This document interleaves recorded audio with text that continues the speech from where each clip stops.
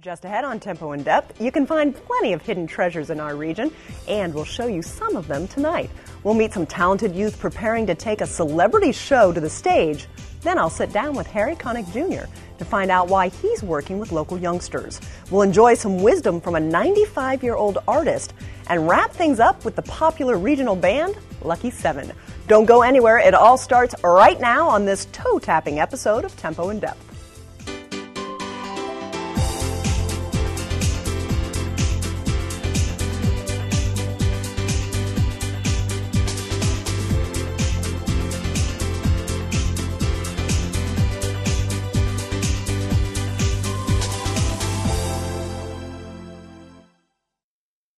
The people of Air Products feel privileged to bring this programming to you. By supporting education and the arts, Air Products strives to improve the quality of life here in the Lehigh Valley, where we call home. You're safe at home at Luther Crest, a Diacon senior living community in Allentown. Our mission is to offer premier accommodations and services so residents can cultivate a healthy and fulfilling retirement. At Luther Crest, we offer independent living apartments and cottages, personal care, skilled nursing, rehabilitative services, and more. Plus, the Luther Crest team strives to provide each person family-like support. You might say it's like a home run. Luther Crest.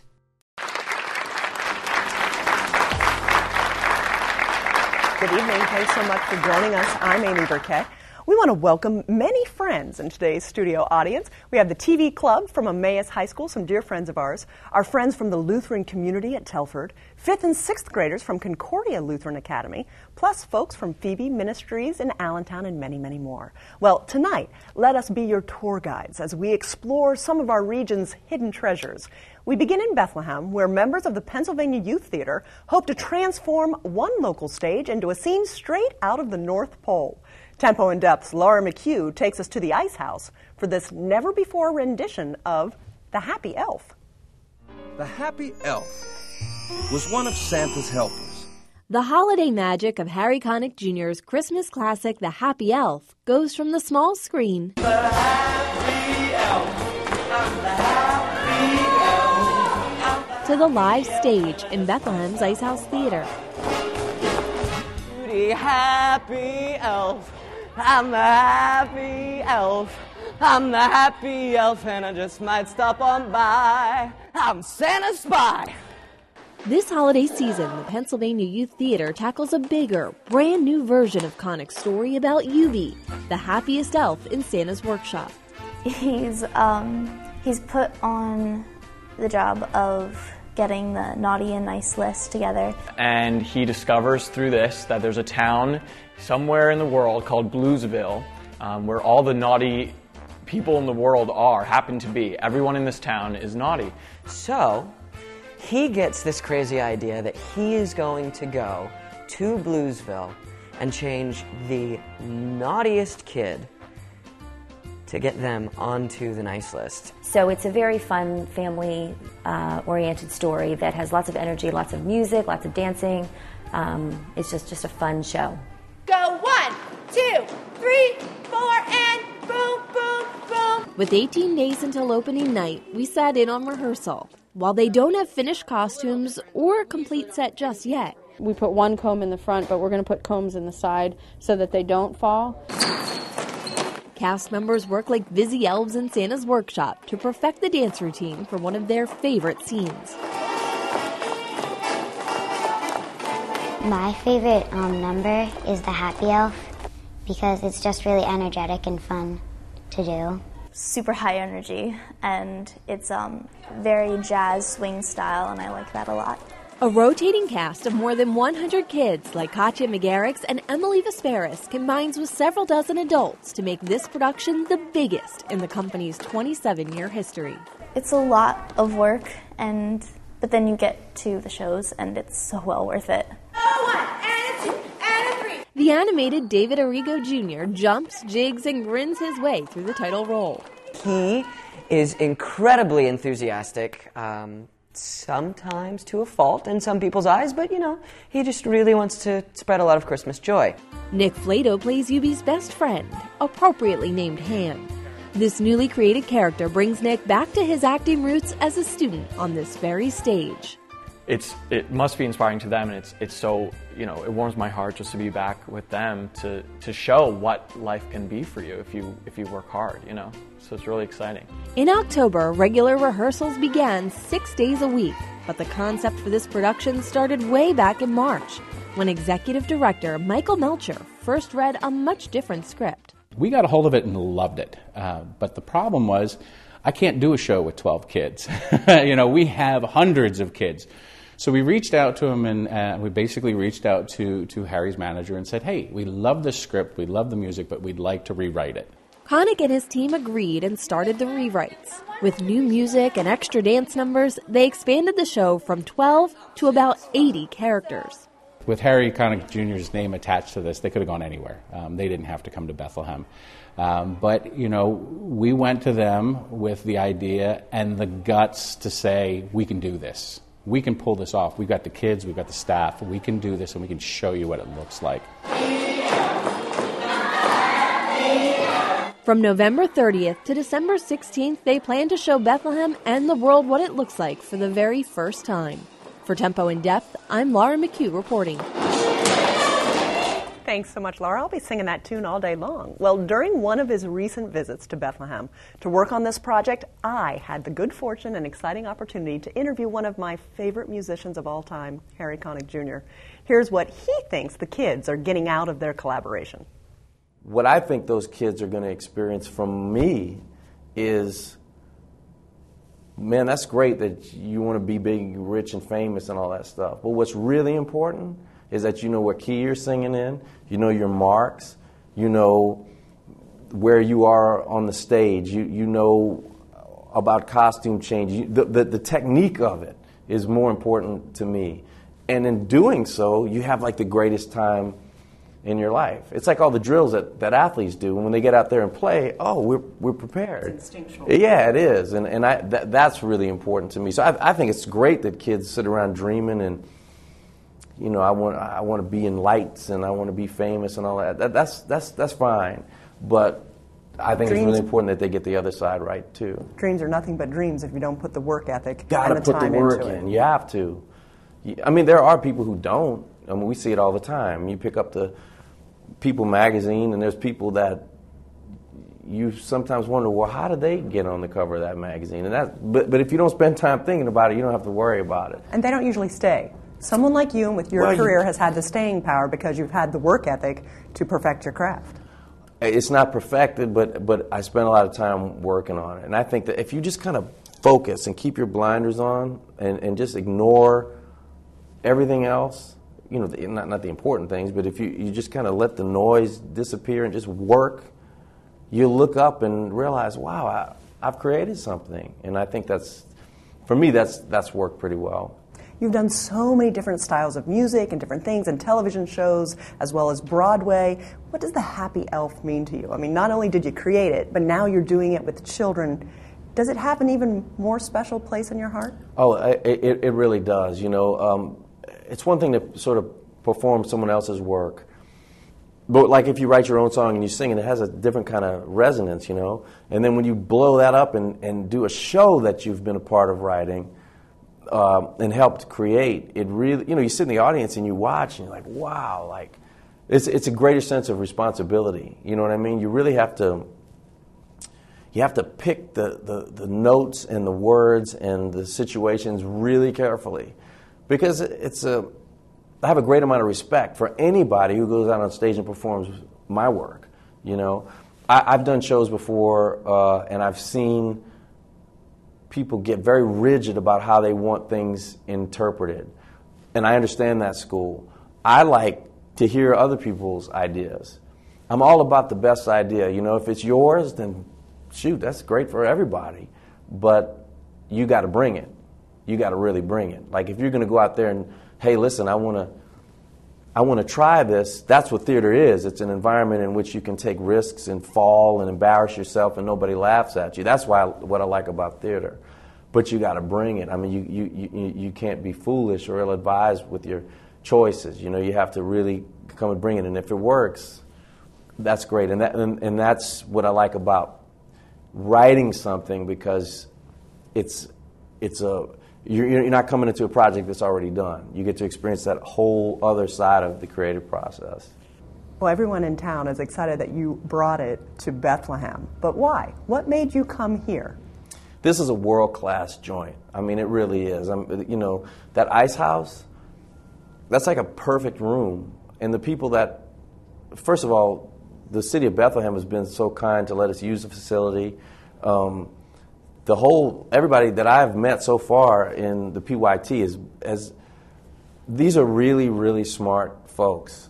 If I had meetings with them and kind of came away saying, well, they seem enthusiastic, but there's not a lot of ideas to back it up, then I wouldn't be sitting here. But leaving those meetings and sitting with those people, I said, man, they really have some great ideas and some great talent, like on par with New York and everywhere else. There's no difference.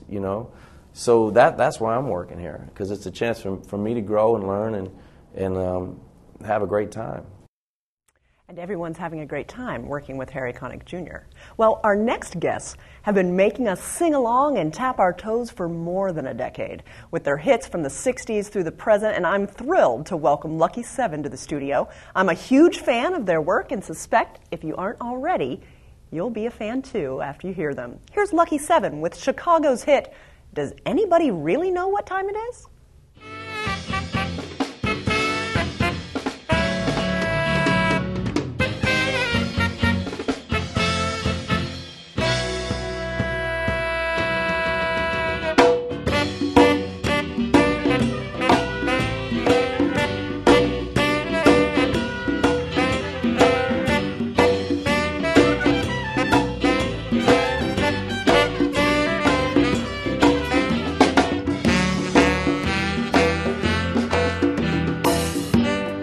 I was walking down the street one day. A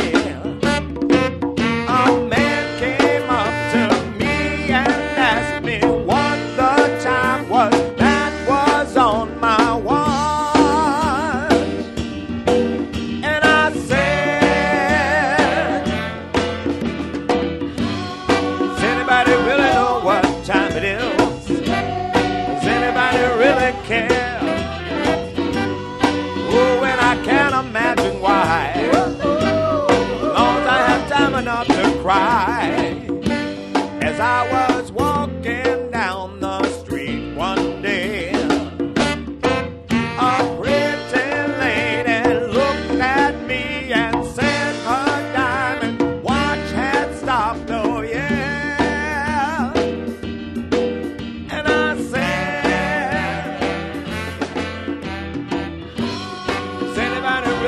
what time it is? Does anybody really care? Oh, and I can't imagine why. As long as I have time enough to cry. As I was walking down the street one day, I'm being pushed and shoved by people trying to beat the clock. Oh no, I just don't know. I don't know. But I said, yes, I said, does anybody really know what time it is? Does anybody really care? Oh, and I can't imagine why. As long as I have time enough to die. Hey, everybody's trying.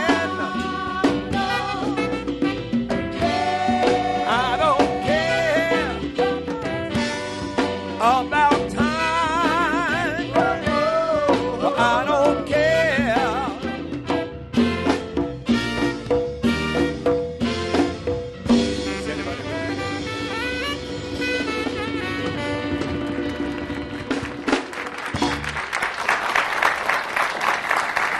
The crowd loves them. My toes are tapping. And you know what? We'll hear more from Lucky 7 a little later in tonight's show. But first, the story of a 95-year-old woman named Marie Skinner of Lower Macungie. How do you tap into the fountain of youth? Well, according to Marie, it's a matter of following your passion. That's what she did as an artist, craftsperson, singer, teacher, TV host, wife, mother, and most recently, an author. In her new book, she explains how life fell into place as she pursued her interests. Here's Tempo in Depth's Grover Silcox with more on this incredible woman. Artist Marie Skinner still finds life exciting, even at age 95. I'm inquisitive. I want to know about everything. Her passion as an artist has taken many forms. On this day, she demonstrates the art of bronze stenciling by beautifying what is otherwise an ordinary cardboard box. It's a real art, and it's one that takes a nap every now and then, and people forget about it, and then all at once it's rage again. Marie's career as an artist spans almost 70 years. In that time, she's mastered a wide array of skills, from bronze stenciling and art restoration to interior design and fine art. I've just sold 4 paintings, different varieties, for $300 a piece. Marie attributes her active lifestyle to an unyielding passion for creativity. You'll do it tirelessly if you like what you do. My brain is constantly on the move. Recently, she published her autobiography, Nana, Tell Us Your Story, prompted by her grandson Greg and assisted by her children, Rick and Mary Lee. The book takes readers on her 95-year journey. Growing up in Berwick, Pennsylvania, she learned to love nature and incorporate it into much of the art she creates. I was always in love with trees. As a child, my father and I used to go every day, every spring, and hunt for the arbutus over in the woods. The book also describes her career as an opera and popular singer through the 1930s, with her piano accompanist and future husband, Ed Skinner. The show tunes were fun, because we would tramps around across the stage and do different little things as we were singing. Ed died in 1994. At 84 years old, Marie misses him, but she remembers the joys they shared over their 54-year marriage, raising 2 children and following their dreams. And I loved what he was doing. He loved what I was doing. The Skinners moved quite a bit during their marriage, as Ed served as minister of music at various churches around the country. While Ed led music programs, Marie pursued the arts. She sold her paintings and crafts, owned craft shops, worked as an interior designer, taught crafts, and even hosted a television craft show when they lived in Detroit in the early 50s. Marie's energy just never waned. Even now, she eagerly anticipates the next project. This is reverse glass, and you paint on the back side of the glass, and you ink it with a pen, a very fine pen with ink, India ink, to draw the pattern first. And when you put that on, it's going to look like this. Marie thanks God for each new day and for her children, grandchildren, and great-grandchildren. She savors the good memories, accepts the inevitable, and embraces the moment. Now is the important time. This is when you give your time. This is when you enjoy or don't enjoy or figure it out and what to do with it. The now that is past is gone. Forget it. This is now, this is life, this is what we're meant to be. Marie Skinner, an ever-evolving work in progress and an inspiration to everyone she's touched with her art and her unwavering spirit. For Tempo in Depth, I'm Grover Silcox reporting. Thanks so much, Grover. Okay, I promised that Lucky 7 would be back, and I'm a woman of my word. So joining me right now is Doug Bidding. He is the keyboardist for Lucky 7, and I'm a huge fan. I've been a fan for more than a decade. Doug, tell us a little bit about how the band got started and how long you've been together. Sure. The band actually got started back in 1990. It's quite some time, 22 years. And we started out actually with 7 people in the band. And we started with Lucky from Janet Techniques, Lucky Lloyd. And we decided to call the band Lucky from Lucky and 7 from the band. So it's the Lucky 7 came together. You have a few members now. Yes, we more have than 7. actually 10, actually. We have a gentleman missing tonight because he had a future commitment. But talk to us about what style of music you play. We do 60s, 70s, 80s. We do a lot of funk, what they call funk. I love the horns. horns. Blues, horn material. All the stuff that's high energy dance. And a lot of the clubs in the area they like that. Always Get up at and dance. Music Fest. That's when I Always, catch you yes. guys every year at Music Every Fest. year for 20-some years, been doing that. That's fantastic. You open and you close at Music Fest. Usually. What's the one interesting tidbit that you would like to share with our audience that people might not know about Lucky 7? Well, I think it's just that we're out there in front of the public. We give the people what they want. We feed off the band, or off the crowd, actually. Whatever they want to hear, we're right in front of them, and you get to them. Next song, We Are Family. Why don't you give us another number? Thanks so much. Certainly. Our pleasure.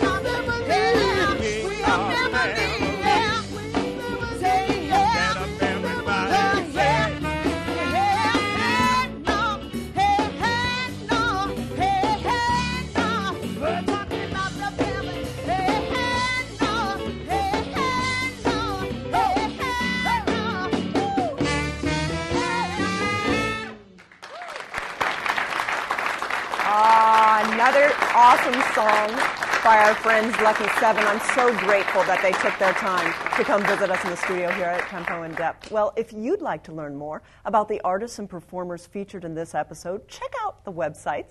Find out where you can see Lucky 7 live at the band's website, lucky7band.net. Plus, you can find the Pennsylvania Youth Theater's schedule and buy tickets at 123pyt.org. Well, finally tonight, one lucky member of our studio audience will enjoy a family 4-pack of tickets to go see The Happy Elf by the Pennsylvania Youth Theater. It's valued at over $50, and so here we go, lucky number. Okay, everyone in the audience is excited, I can tell, and it's number 33. So let's take a look and see who's number 33. Raise your hand if you're number 33. Can we find you? I know there's a number 33. So someone's waving all the way over here. Yay, congratulations. Next up, our friends at the Sands Casino Resort in Bethlehem have provided a $50 gift certificate good at the shops, events center, or restaurants at the Sands. So let's see who's going to get this one. I'm digging deep this time. There we go. Number 29. Number 29. Oh, no, see, that was fast. You didn't have to ask her twice. She was ready. Number 29 gets $50 at the Sands, and that's great. Our studio audience also received a goodie bag filled with treats and coupons from our neighbors, including yummy snacks from our friends from Just Born. We hope you enjoyed these hidden treasures, and we want to see you in our studio audience very soon. Thanks so much for joining us, and have a great night.